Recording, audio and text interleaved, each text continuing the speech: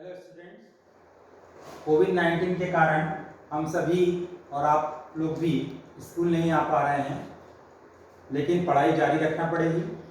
आपका इस बार 12वीं का वर्ष है, जो बड़ा महत्वपूर्ण होता है।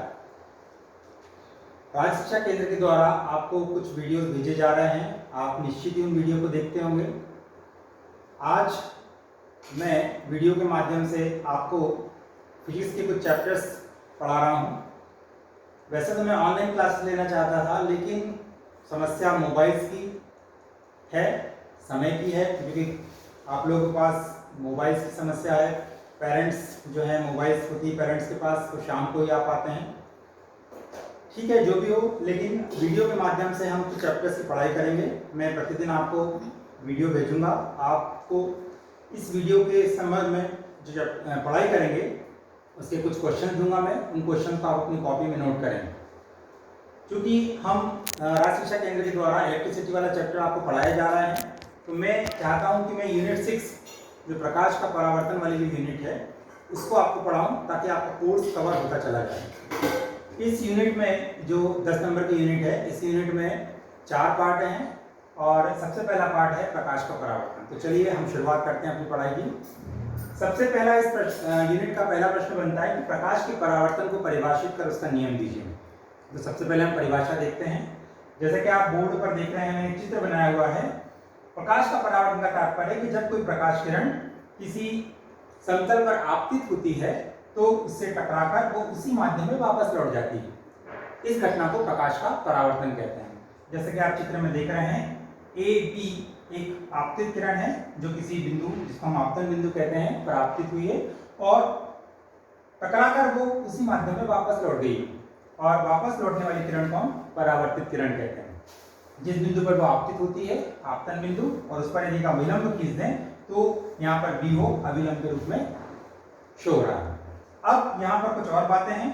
हम देख रहे हैं कि आपतित किरण और अभिलंब के बीच एक कोण बना हुआ है, जिसको हम आई से व्यक्त करते हैं, वो कोण कहलाता है आपतन कोण। और दूसरा, परावर्तित किरण और अभिलंब के बीच का कोण जो है ये कहलाता है परावर्तन कोण। तो इस प्रकार से हम प्रकाश के परावर्तन की परिभाषा दे सकते हैं कि जब किसी सतह पर कोई प्रकाश किरण आपतित होती है तो टकराकर वो उसी माध्यम में वापस लौट जाती है। इस घटना को प्रकाश का परावर्तन कहते हैं। अब इसके नियम के बारे में बात करें हम, तो इसके 2 नियम होते हैं। नंबर पहला नियम कि परावर्तन की घटना में आपतित किरण, परावर्तित किरण और अभिलंब तीनों एक ही तल में होते हैं। आपतित किरण, परावर्तित किरण और अभिलंब तीनों एक ही तल में होते हैं। ऐसा नहीं कि कोई एक किरण आपतित हो रही है तो एक तल में आपतित हो और दूसरे तल में चली जाए, ऐसा कभी भी संभव नहीं है।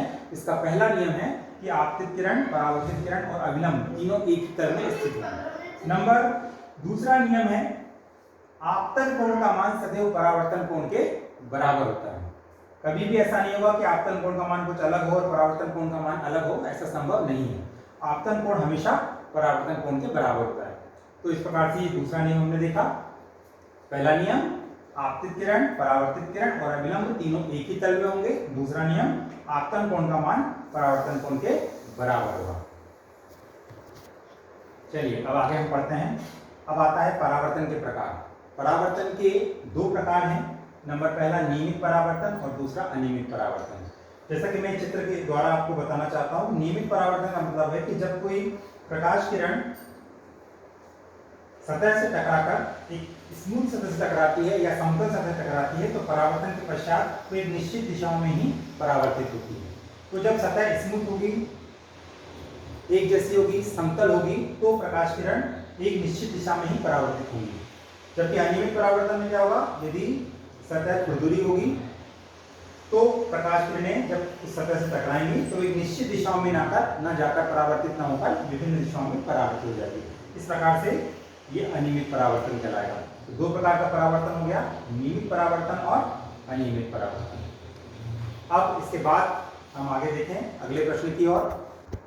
अगला प्रश्न है अपना दर्पण के बारे में। दर्पण क्या है और इसके कितने प्रकार होते हैं। तो दर्पण क्या होता है?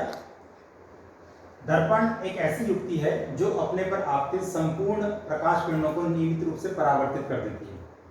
जैसा कि आप घरों में देखते होंगे, हम चेहरा देखते हैं अपना आईने में, और आईने में जब चेहरा देखते हैं तो हम जब आईने के सामने खड़ा होते हैं तो पूरा का पूरा प्रतिबिंब हमको दिखाई देता है। तो जाहिर सी बात है कि वो समतल दर्पण है और जो भी प्रकाश किरण हमारे चेहरे से उस दर्पण पर आपतित हो रही है वो पूरी परावर्तित कर देता है, जिससे वो एक इमेज बनती है। आपने कई बार देखा होगा कि दर्पण यदि हमारे घर में टूट जाता है तो उसके पिछले वाले हिस्से पर लाल चमकीला प्रकार का पदार्थ आपको लगा हुआ इसकी लेप मिलती है, और वो लेप होती है लेड और मरकरी की बनी हुई होती है, पीबी और एचजी की। और उस लेप की विशेषता ये होती है कि उस लेप से कोई भी प्रकाश किरण पार नहीं हो सकती। तो दर्पण क्या है? अर्थात दर्पण एक ऐसी युक्ति है जो अपने पर आपतित संपूर्ण प्रकाश किरणों को परावर्तित कर देती है। मुख्य रूप से इसके 3 प्रकार हैं: समतल दर्पण, प्लेन मिरर जिसे कहते हैं अपन, गोलीय दर्पण और परवलयाकार दर्पण। समतल दर्पण जैसे कि चित्र में देख रहे हैं कि जिसकी परावर्तक सतह पूर्ण रूप से समतल है, वो कहलाया समतल दर्पण। दूसरा है गोलीय दर्पण, अर्थात ऐसा दर्पण जिसका परावर्तक तल गोलीय हो। यहाँ मैं 2 प्रकार का चित्र दिखा रहा हूँ आपको। एक गोले से एक हिस्सा काटा गया है और उसके इतने वाले हिस्से को काट अलग करने के पश्चात पीछे वाले हिस्से में मरकरी और लीड का लेप लगा दिया गया है, तो इसका जो परावर्तक तल है वो गोलीय है। तो इस प्रकार से ये कहलाएगा गोलीय दर्पण। लेकिन चूंकि इसका तल अंदर की ओर दबा हुआ है इसलिए इसको हम अवतल दर्पण कहते हैं, इंग्लिश में कहते हैं कॉनकेव मिरर। जबकि ऐसा दर्पण जिसका परावर्तक तल उभरा हुआ हो तो वो कहलाएगा उत्तल दर्पण। जैसा कि चित्र में देख रहे हैं आप, उभरा हुआ तल है, ये सामने की ओर है, ये परावर्तक तल, और पीछे हमने इसको लेपित कर दिया है।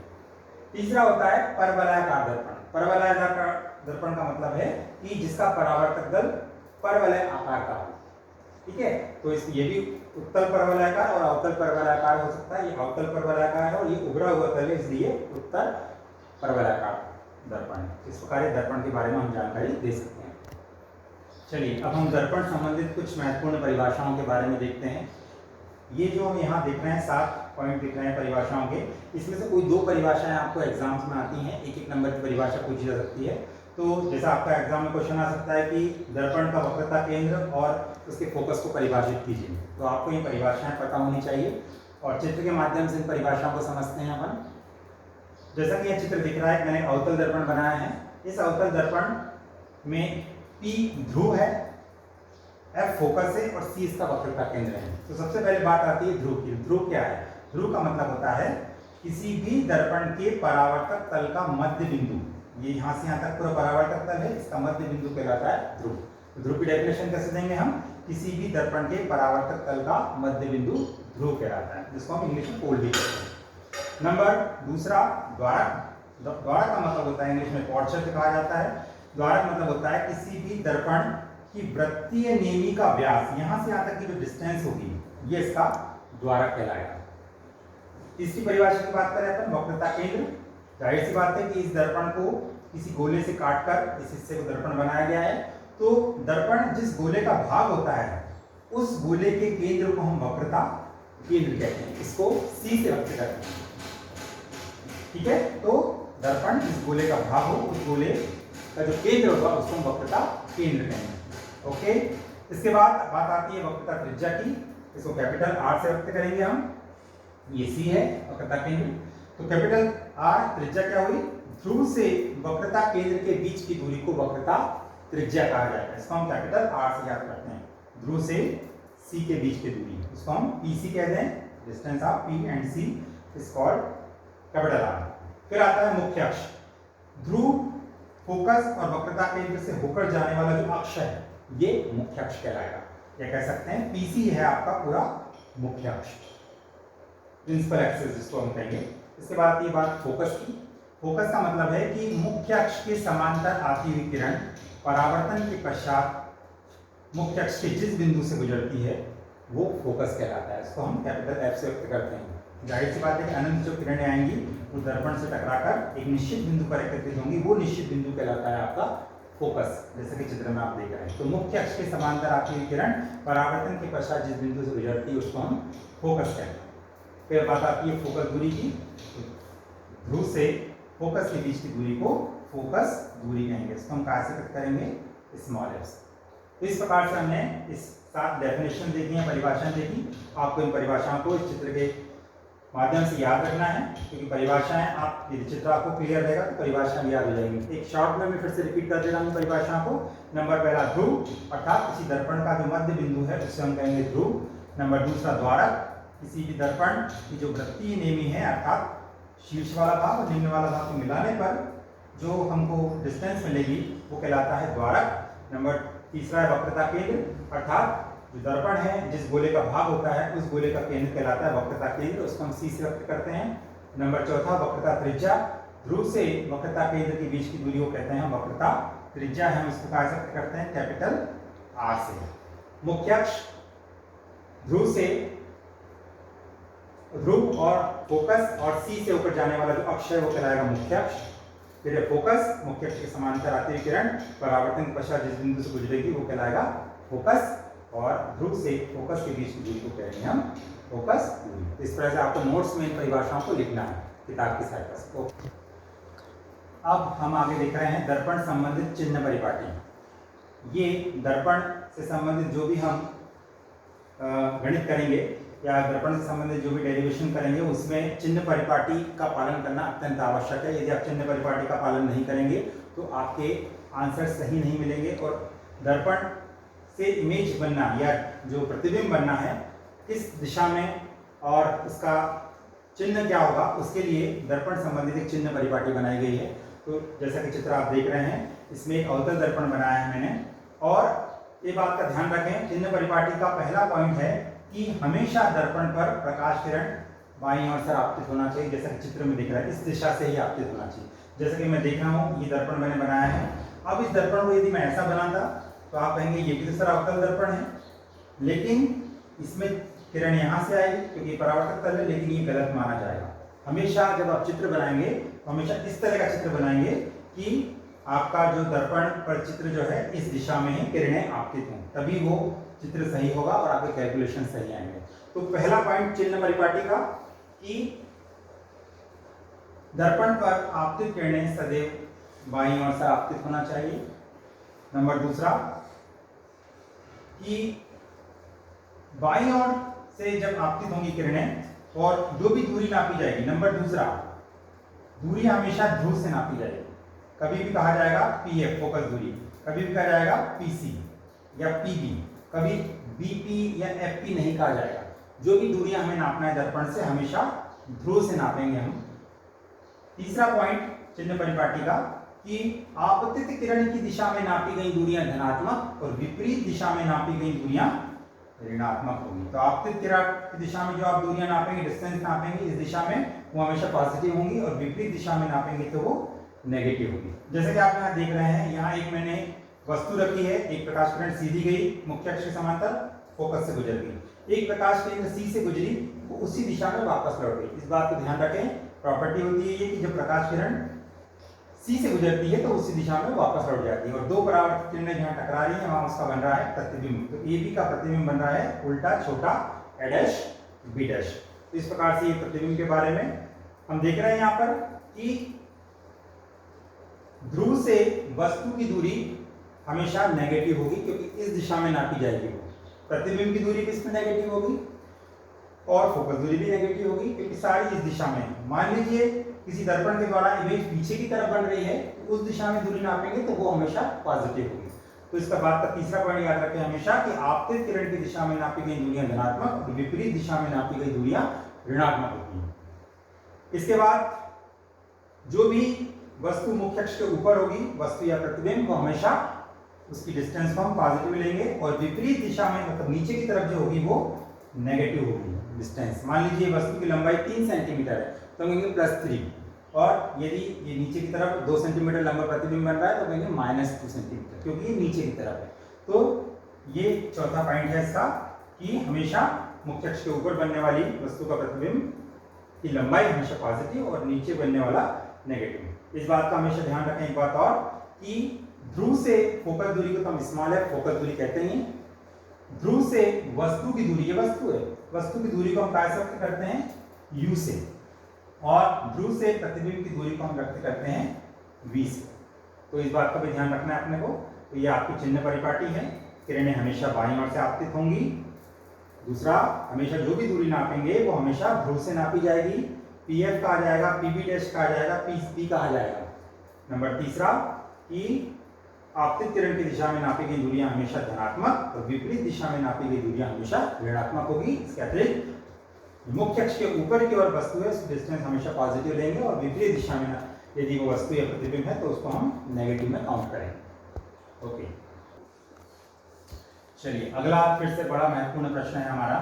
हमें सिद्ध करना है r बराबर 2f। जैसे कि आप पता है आपको कि r क्या है, r है वक्रता त्रिज्या और f है फोकस दूरी।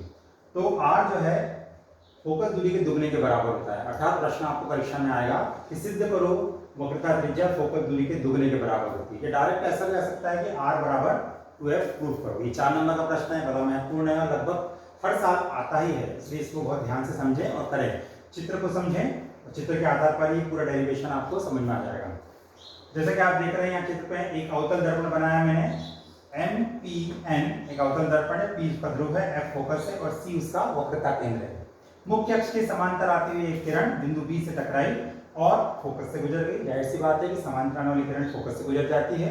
हमने अब B को C से मिलाया और ये अभिलंब की तरह कार्य करेगा। किसी भी वृत्तीय गोले में जो केंद्र से मिलाने रेखा है वो अभिलंब की तरह कार्य करती है। तो जाहिर सी बात है यहाँ हम देख रहे हैं A B आपतित किरण और B ये पूरी जो B किसको नाम दे दे, ये परावर्तित किरण। तो आपतन कोण परावर्तन कोण के बराबर है। तो जैसा कि आप देख रहे हैं चित्र में ABC आपतन कोण बराबर है CBF, ये I बराबर R। अब आगे बढ़े, आपतन कोण परावर्तन कोण के बराबर है। परावर्तन नियमानुसार हमने बता दिया कि ABC इक्वल टू CBF। अब आगे बढ़े, चूंकि हम देख रहे हैं कि AB समांतर है PC के, देख रहे हैं ये दोनों किरणें समांतर हैं और ये तिरक उसको काट रही है। 10th क्लास में हम ये पढ़ चुके हैं कि दो समांतर किरणों को यदि कोई तिरक रेखा काटती है तो हमेशा एकांतर कोण बराबर होते हैं। तो यहाँ पर ये कोण इस कोण के बराबर होगा, ABC बराबर होगा ABC बराबर होगा BCF, इस एंगल BCF एकांतर कोण बराबर होते हैं। तो ये दोनों कोण में बराबर बता दिए। अब समीकरण 1 और 2 को हम देखें जरा। समीकरण 1 है हमारा एंगल ABC CBF के बराबर। इसी प्रकार ये वाला इक्वेशन है ABC बराबर है BCF। तो जब ये दोनों बराबर है तो ये दोनों बराबर है इक्वेशन फर्स्ट और सेकंड से। अब हम पुनः चित्र की तरफ देखें, हमको एक ट्रायंगल दिखाई दे रहा है यहाँ BCF। इस ट्रायंगल में दो कोण आमने सामने के बराबर हैं। तो एक प्रमेय 9th 10th क्लास में पढ़ा है हमने, यदि किसी त्रिभुज के दो कोण आमने सामने के बराबर हो तो उनके आमने सामने की भुजाएं भी बराबर होती हैं। तो इस प्रकार से त्रिभुज BCF में हमेशा FC बराबर होगा BF, क्योंकि R के सामने वाली भुजा है FC और I के सामने वाली भुजा है BF। इस प्रकार हमको मिला FC बराबर BF। इसको हम इक्वेशन 3 दे सकते हैं अपनी सुविधा के लिए। अब आगे देखें, हमने अभी तक इक्वेशन प्राप्त कर ली है कि BF इक्वल टू है FC। अब हम यदि देखें कि द्वारक छोटा हो, ये बहुत छोटा दर्पण हो, किरणें बहुत दूर से आ रही हैं, तो द्वारक यदि छोटा हो तो B और P काफी नजदीक हो जाएंगे और एक दूसरे को ओवरलैप करेंगे। जैसे मैं देखा कि ये ऐसा है, यदि द्वारक बहुत छोटा हो, छोटा वाला दर्पण ले जाए तो ये काफी नजदीक मान लेंगे और नजदीक होने के कारण जो BF है उसको PF लिखा जा सकता है काफी नजदीक होने के कारण। तो हम सबका इक्वेशन 3rd में जो है BF को PF के रूप में लिख सकते हैं। इस प्रकार हमारा इक्वेशन हो जाएगा FC बराबर PF। हमने BF को लिख दिया है PF। अब इस इक्वेशन के दोनों पक्षों में हम PF जोड़ दें, किसी भी इक्वेशन के दोनों पक्षों में सेम क्वांटिटी जोड़ी जा सकती है। तो FC प्लस PF बराबर PF plus PF 2 times PF हो जाएगा यहाँ पर। और आप देखें FC प्लस PF क्या है, FC प्लस PF PC। कभी इसको CP नहीं कहेंगे, जन्य परिवार में पहले बताया आपको। तो क्या कहेंगे अपन, FC प्लस PF बराबर PC। तो इस प्रकार से हमने देखा PC बराबर 2 टाइम्स PF आ गया हमारे पास। अब देखिए PC होता क्या है, चिन्ह परिपाटी। PC मतलब होता है ध्रुव से वक्रता केंद्र के बीच की दूरी, वो कहलाता है -r, क्योंकि इस दिशा में नाप रहे हैं हम। और इसके विपरीत और जो है PF मतलब फोकस दूरी, ये भी माइनस में होगी क्योंकि इस दिशा में नाप रहे हैं। तो -r बराबर -2f r बराबर 2l। इस प्रकार हमने प्रूव कर दिया कि जो वक्रता त्रिज्या होती है वो फोकस दूरी के दुगने के बराबर होती है। तो इस पूरे डेरिवेशन को आप ध्यान से समझें और इसे अपनी कॉपी में नोट करें। किताब की भी सहायता ले सकते हैं, आपकी किताबें उपलब्ध होंगी आपके पास सब के पास। तो आज इस टॉपिक को मैं यही समाप्त कर रहा हूँ और आज हमने जो कुछ पढ़ा उसके मैं प्रश्न आपको दे रहा हूँ, उसको आप अपनी फेयर कॉपी में नोट करें और जब भी हमें समय हुआ हम उसको चेक करेंगे और व्हाट्सएप ग्रुप पे उसको भेज सकते हैं आप कि आप सही लिख रहे हैं कि नहीं, ताकि हम आगे की ओर लगातार बढ़ते चले जाएं। तो आज के दिन इतना ही।